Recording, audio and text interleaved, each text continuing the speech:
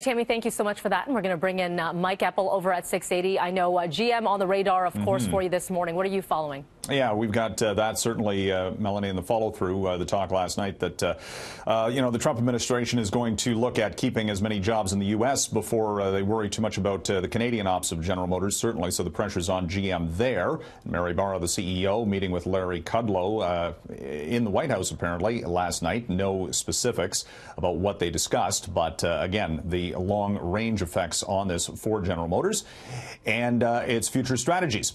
We've got earnings in this morning from the Bank of Nova Scotia to kick off the fourth quarter earnings season. The big bank saw its profit go up 8% on a yearly basis to $2.25 billion for the fourth quarter, $8.5 billion in profit for the Scotiabank for the full year. So some big numbers for the big bank. Its international operations leading the way. Its Canadian banking division made $1.1 billion. These are massive numbers for a company that has actually been a loser for investors on Bay Street this year. Scotiabank stock down 13% year to date on the TSX. One of the reasons why Bay Street hasn't done much of anything from an investment standpoint this year.